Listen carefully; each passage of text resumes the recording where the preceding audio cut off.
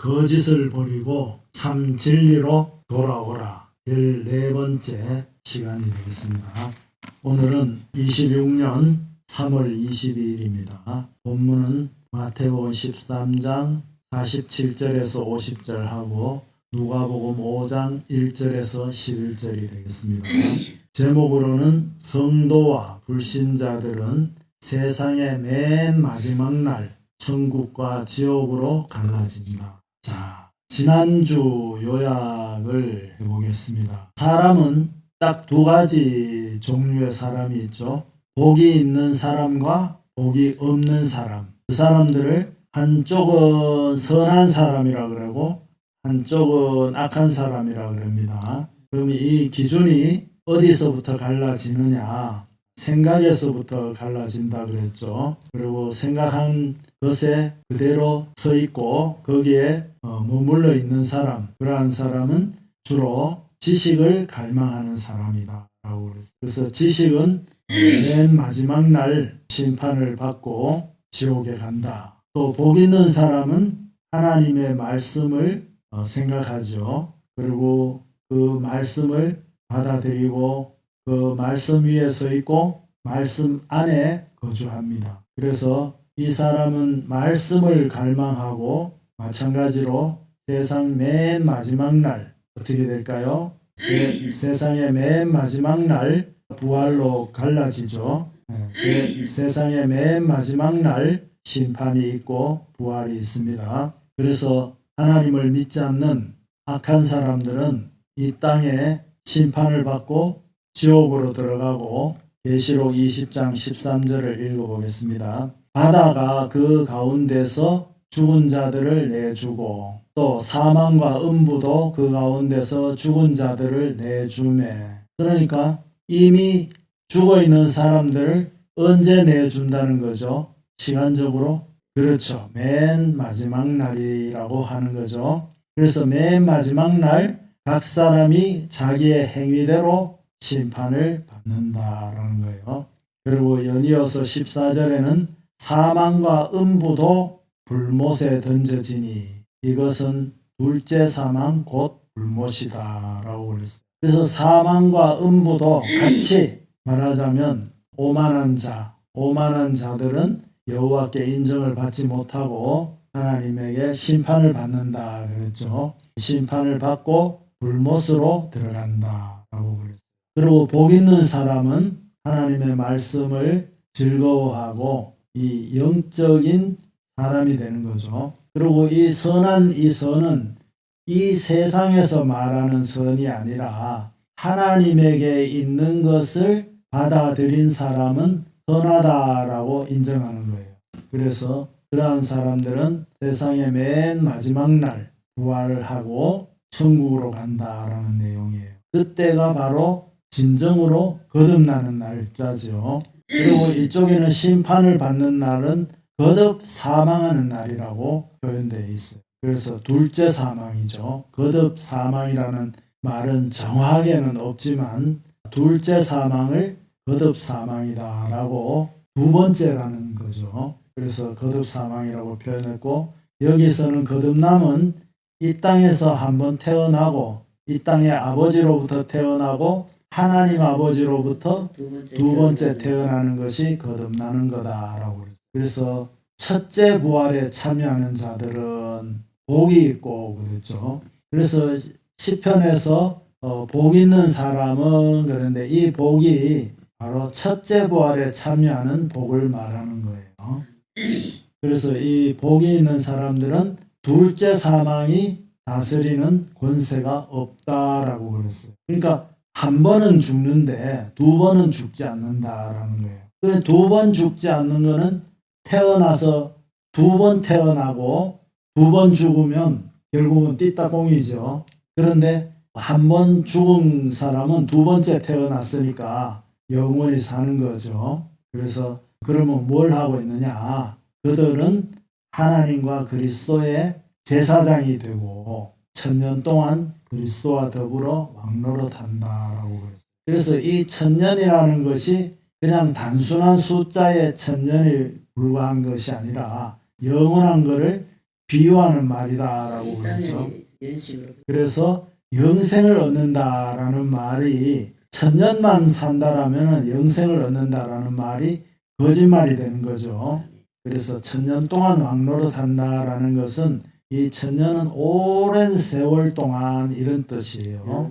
영원히 그리스도와 더불어 왕노릇 한다. 그래서 성도들은 선지자, 제사장, 또 왕의 역할을 하게 된다라는 것을 말씀을 드렸습니다. 그래서 이제 질문을 해본다면 당신은 두 종류의 사람이 세상에 있는데 어느 편에 서 있는가? 그거를 지금 묻겠습니다. 자, 악한 편에 서 있는가?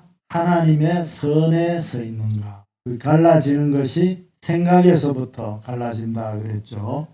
마음의 이 생각이 바로 이 땅에 있는 것을 받아들인 사람이 있고 하나님께로부터 오는 말씀을 깊이 생각하는 사람이 있습니다. 그래서 그 결과는 이렇게 달라지게 되는데 맨 마지막 날 결산할 때, 마감할 때, 완성이 됐을 때 어떻게 되느냐 이거예요. 마찬가지로 심판과 부활이 있는데 거듭남과 거듭 사망이 있습니다.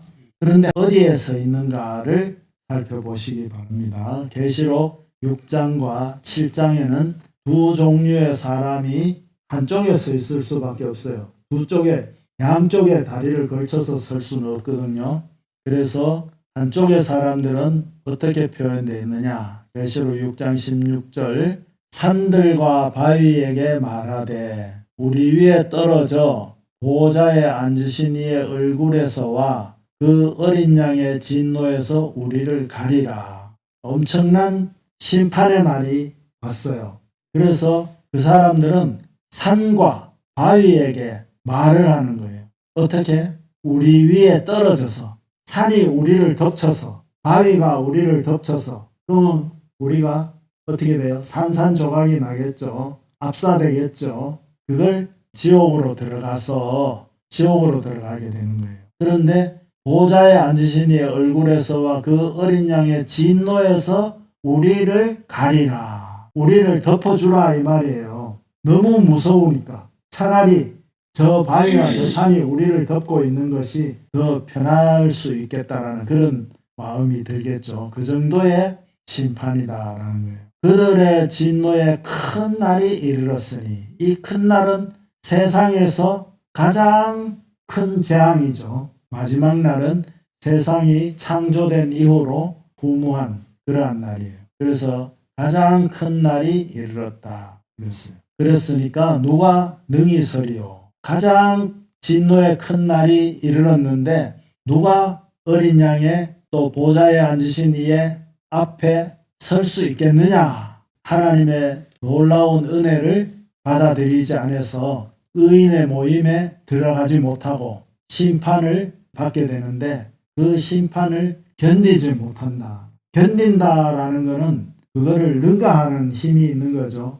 근데 견디지 못한다는 것은 그 심판을 그대로 당한다라는 거예요. 그 심판에 굴복된다라는 그런 뜻이겠죠. 그러면은 계시록 7장 9절에서는 이 일 후에 내가 보니 그러니까 많은 성도들이 구원받은 그거를 보니까 각 나라와 족속과 백성과 방언에서 아무도 능히 셀 수 없는 큰 무리가 나와. 이 큰 무리는 바로 아브라함에게 약속한 무리들이에요. 너의 자손들이 하늘의 별과 같이 많아질 것이다. 아브라함에게 별을 보게 하시면서 밤하늘의 별을 한번 세어보아라 그랬습니다. 얼마나 많을까요? 엄청 많죠. 모래알보다 더 많다라고 그렇게 할 수 있어요. 또 한쪽에서 모래와 같은 수많은 사람들이 이 지옥으로 들어가고 별과 같이 많은 사람들이 바로 큰 무리가 되어서 흰옷을 입고 손에 종려가지를 들고 종려가지가 이게 월계수라고 생각합니다. 월계수는 이긴 사람들이 들고 있는 승리의 나뭇가지죠. 그래서 이 종려가지 또 노아와 그 8 식구가 홍수 심판을 받고 물이 이제 점점 줄었어요. 그래서 까마귀를 날려보내니까 시체 위에 먹을 것이 많아서 돌아오질 않았죠. 또 일주일 후에 비둘기를 보냈죠. 비둘기가 뭐를 갖고 왔냐면 이 종려가지를 들고 온 거예요. 새로운 시작을, 새 출발을 의미하는 거고 승리의 가지죠. 승리, 바로 사망을 이긴 승리의 가지를 들고 그리고 보좌 앞과 어린 양 앞에 서서 그랬어요. 그래서 이쪽에 있는 사람들은 어떻게 해야 저기 설 수 있느냐, 아무도 설 수 없을 것이다 라고 하나님의 진노 앞에서 울부짖고 있는 반면에 같은 날 이렇게 한쪽의 사람들은 하나님과 그 어린 양의 보좌 앞에 당당히 서서 주님을 찬양하고 사망을 이긴 기쁨을 누리게 되는 거죠. 그래서 이때부터 이제 거듭난 삶이 영원히 지속이 되는 겁니다.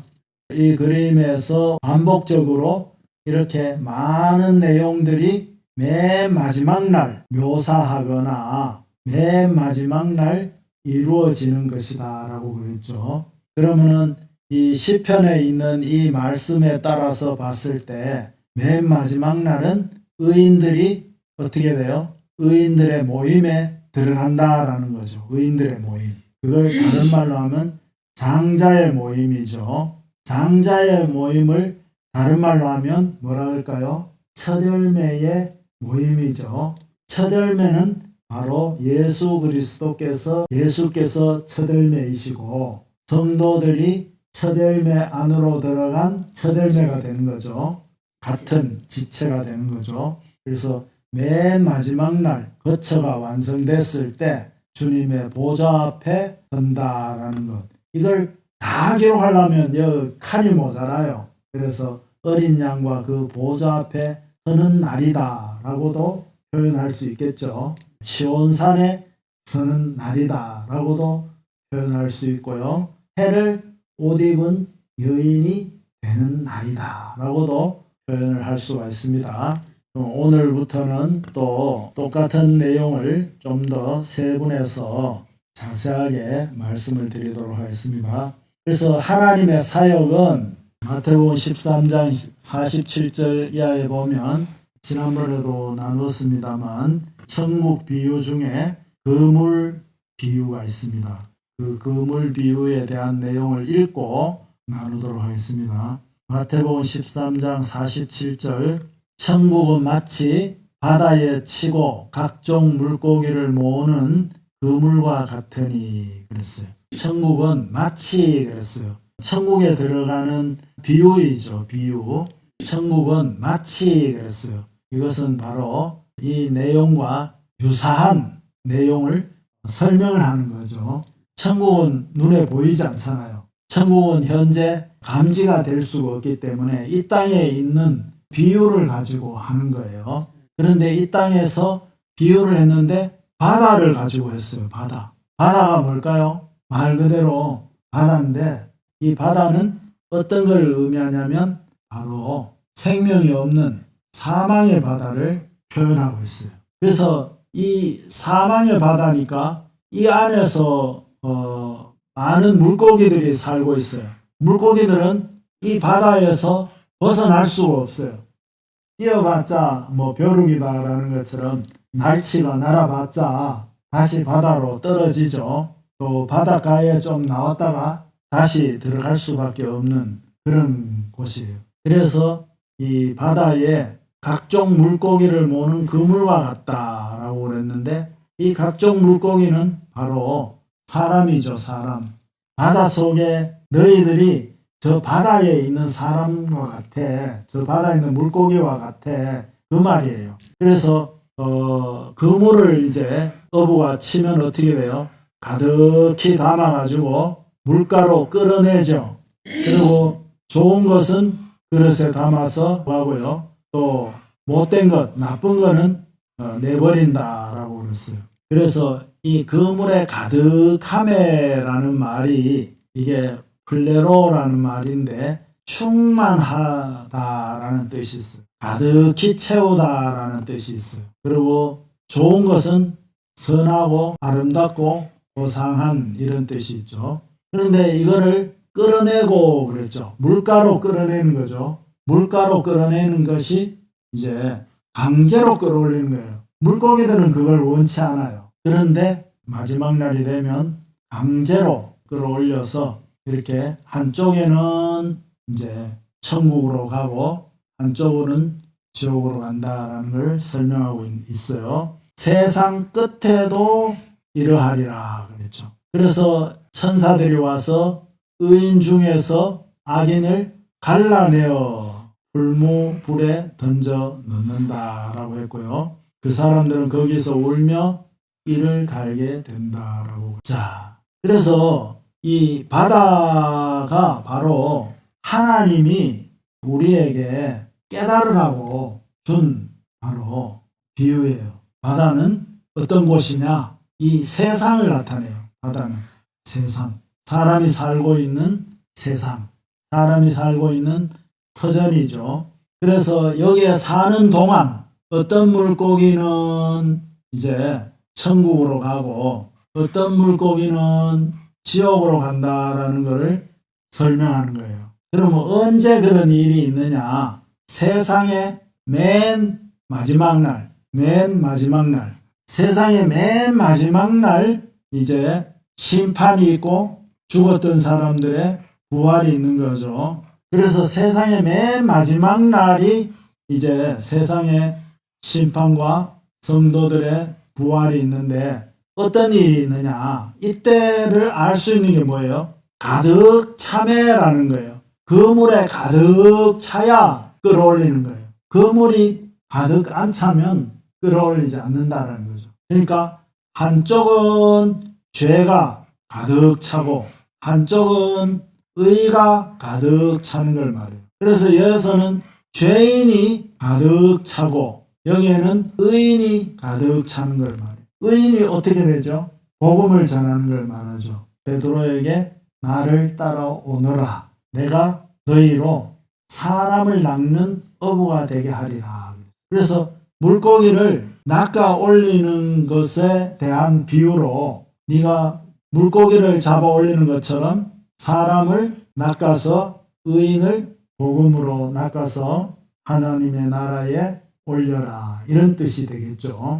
그래서 복음을 들은 사람들은 의인이 되고 복음을 배척한 사람들은 이 바로 죄인이 되는 거죠. 그래서 그러한 사람들이 가득 찼을 때, 다른 말로 하면 생명책에 기록된 성도들의 수가 가득 찼을 때, 완성됐을 때, 그때에 충만했다, 가득하다라는 뜻이 되는 겁니다. 그래서 그때에 이제 가득 차가지고 된다라는 거예요.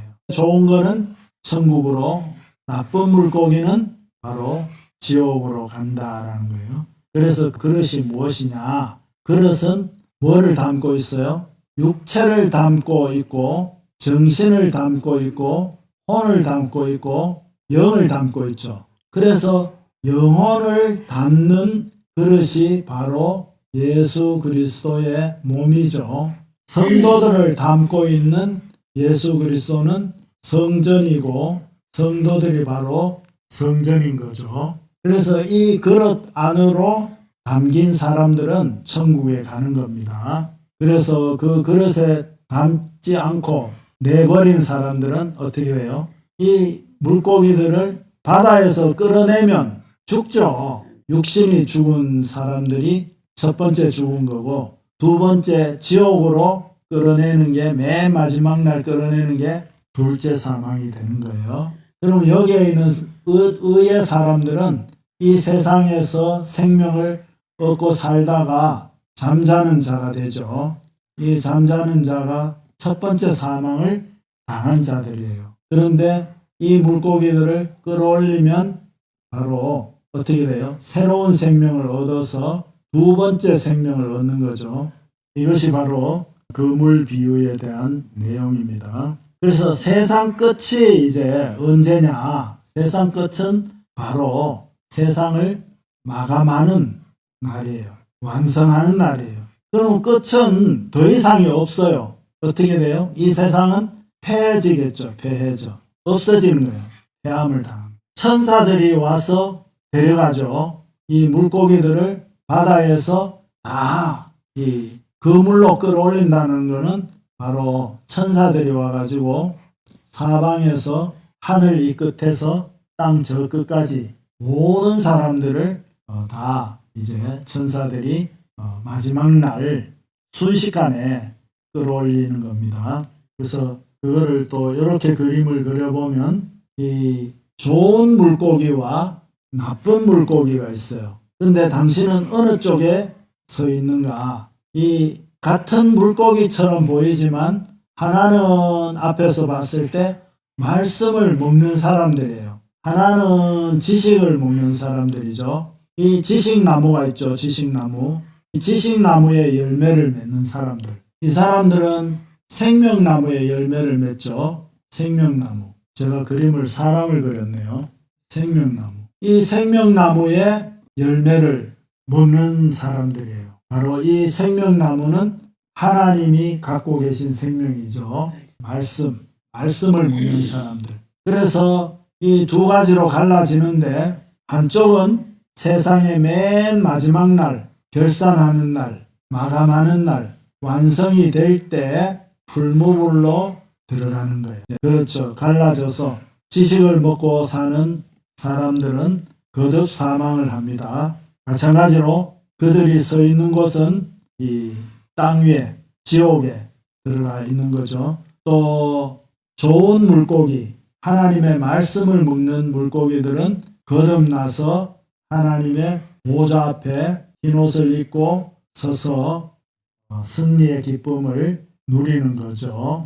자, 그래서 오늘은 이제 누가복음 5장 말씀을 이제 새롭게 보기를 원합니다. 누가복음 5장 1절에서부터 5절까지 읽어보겠습니다. 무리가 몰려와서 하나님의 말씀을 들을새 예수는 게네사렛 호숫가에 서서 호숫가에 배 두 척이 있는 것을 보시니 어부들은 배에서 나와서 그물을 씻는지라. 예수께서 한 배에 오르시니 그 배는 시몬의 배라. 육지에서 조금 떼기를 청하시고 앉으사 배에서 무리를 가르치시더니 말씀을 마치시고 시몬에게 이르시되 깊은 데로 가서 그물을 내려 고기를 잡으라. 시몬이 대답하여 이르되 선생님, 우리들이 밤이 새도록 수고하였으되 잡은 것이 없지만은 말씀에 의지하여 내가 그물을 내리리이다 하고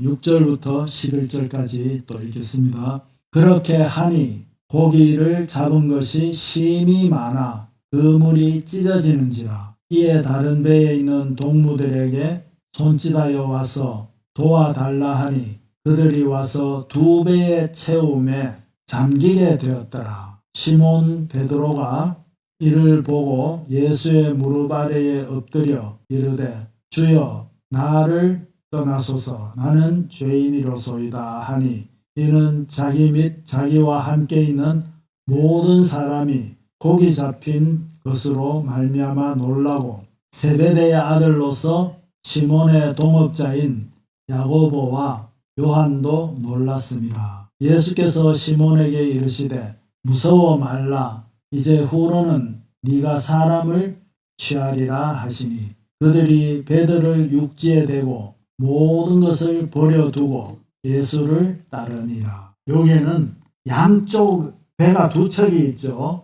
이 비유는 말하자면 오른쪽 왼쪽을 마찬가지로 가르는 그런 의미가 있어요. 여기에도 오른쪽이라는 말은 없어요. 왼쪽이라는 말도 없고요. 자, 이 내용을 잠시 설명을 드리면 예수님이 이제 베드로에게 깊은 데로 가서 그물을 내려서 고기를 잡으라 라고 말을 했어요.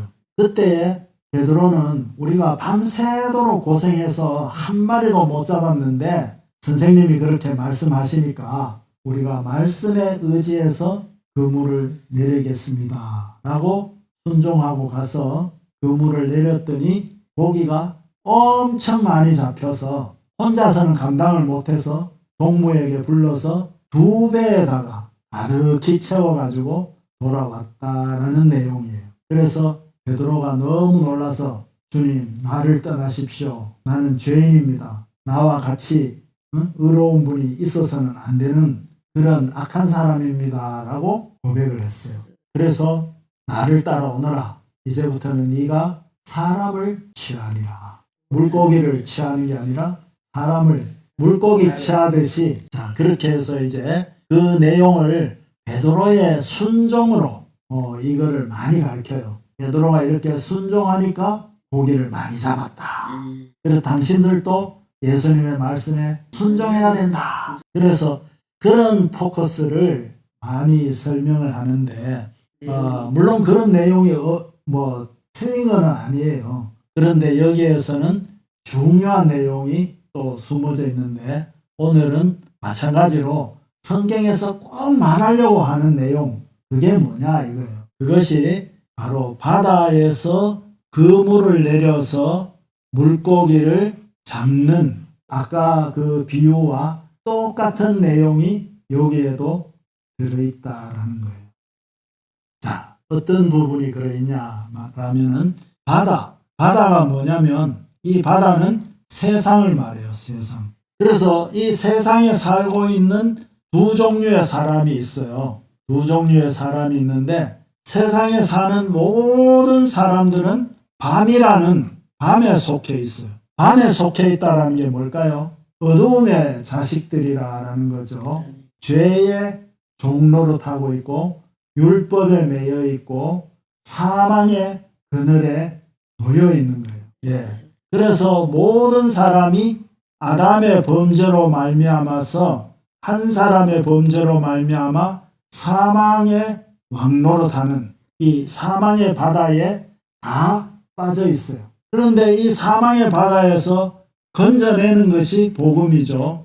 사망의 바다에서 건져내는데 그 이야기를 하는 거예요. 복음. 바로 이 2배가 있다라고 그랬어요. 2배. 그리고 세상의 맨 마지막 날 그물을 던지는데, 이 그물은 여기에서 한 사람도 빠짐없이 다 여기에 잡히게 돼 있어요. 하나님의 심판에서 벗어날 수 있는 사람은 아무도 없어요. 그러면 심판에서 벗어날 수 있는 사람은, 심판을 받지 아니하는 사람은 누구일까요? 복음을 받아들인 사람. 진실로 진실로 너희에게 이르노니 내 말을 듣고 또 나 보내신 이를 믿는 자는 영생을 얻었고 심판에 이르지 아니하나니 사망에서 생명으로 옮겼느니라. 영생을 얻었고, 영생을 얻은 사람들, 이 사람들은 심판을 받지 않는 거예요. 그런데 반대로 예수님을 받아들이지 않고 믿지 않는 그러한 사람들은 심판을 받는데, 언제 받을까요? 세상의 맨 마지막 날, 세상을 마감하는 날, 세상이 완성되는 날 심판을 받죠. 그래서 그 날을 어떤 날이라고 표현하냐면 완전히 꽉 찼는 날. 그러니까 더 이상 찰 수 없을 때, 죄가 세상에 꽉 차고 의가 하나님의 은혜로 꽉 찼을 때, 그때가 바로 보여준 게 뭐예요? 노아의 홍수 심판이었죠. 홍수 심판 전에 세상에 죄가 꽉 찼어요. 또 의인이 꽉 찼어. 그래서 8이 됐어. 8.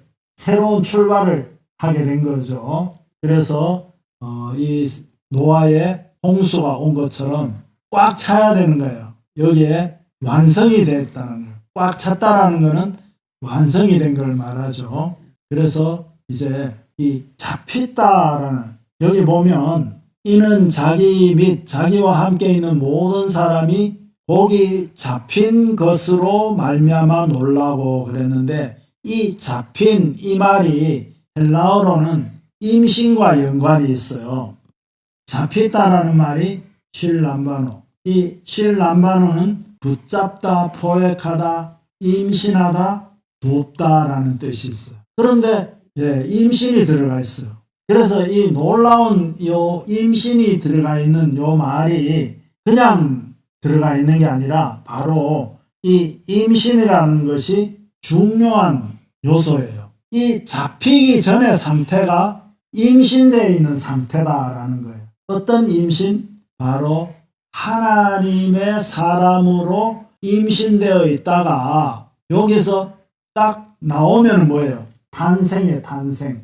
예. 그래서 요 상황이 바로 임신했다라면은 임신했는 이 상황을 어떤 상황에 태어나기 전에는 어떤 일이 일어나죠? 그렇죠. 산통이 있죠. 산통 기간이 반드시 온다라는 것을 미리 이야기하고 있는 거예요. 잡혔다라는 거예요. 잡힐 때 고통스럽죠. 막 그 물에 막 끓이고 뭐 고통스럽겠죠. 그거를 비유로 말하자면 그 고통이 요 임신의 고통이에요. 임신의 고통.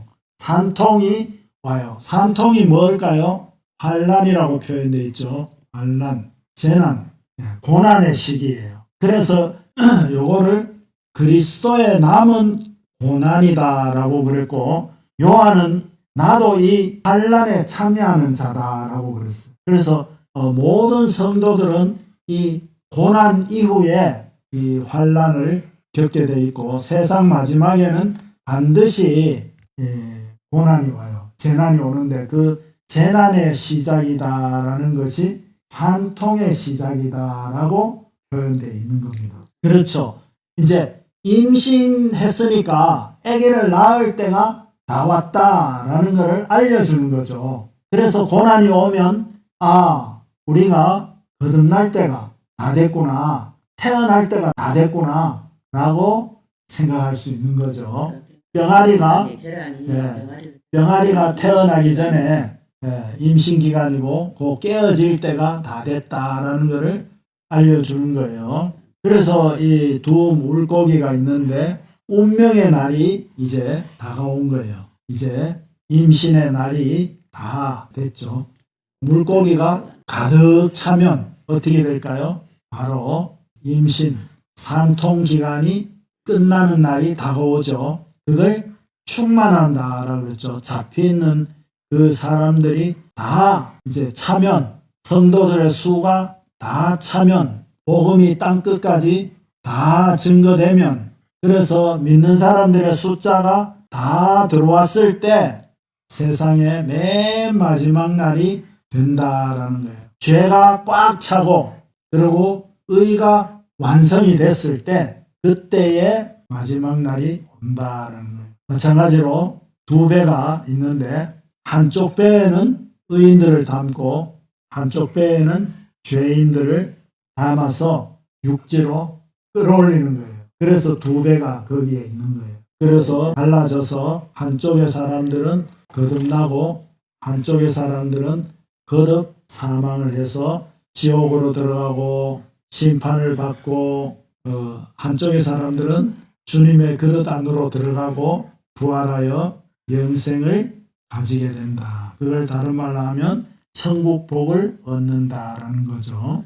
이 왼쪽 배에 담긴 물고기는 왜 지옥으로 가는가? 또 오른쪽 담긴 물고기는 왜 천국으로 가는가? 거기에 대해서 조금 더 상세한 설명을 드리도록 하겠습니다. 왼쪽 배에 담긴 물고기는 지금도 설명을 드렸지만 죄를 지은 사람들은 반드시 뭘 받죠? 심판을 받죠. 그 다음에 뭐가 있을까요? 지옥이 정해져 있죠. 그래서 이 지옥으로 들어가는 거예요. 이 죄를 해결하지 않으면 왜라는 말은 딴 거 없어요. 이 죄를 갖고 가기 때문에 죄는 심판을 불러오죠. 그리고 지옥으로 직행하게 되어 있는 겁니다. 오른쪽 배에 담긴 물고기는 왜 천국으로 하는가? 이 죄를 다 용서받았죠. 용서. 그래서 주님 안으로 구속을 받은 거예요. 구원을 받은 거예요. 그러면 이 심판은 어떻게 됐을까요? 예수님이 심판을 다 받았죠. 단번에 다 속죄하는 희생제사를 드리시고 심판을 본인이 다 자처하신 거예요. 네. 그래서 예수님과 같이 십자가를 지고 같이 무덤으로 들어가고, 그래서 이걸 사망이라고 해요. 사망. 예수 그리스도와 같이 사망의 강을 건너는 거예요. 이 사망의 강을 건너지 않은 사람은 이 구원받은 사람이 아니죠. 그래서 그런 사람들은 천국으로 가는 겁니다. 그럼 다음에는 요한복음에 있는 말씀을 통해서 비유를 나누도록 하겠습니다. 기도하겠습니다.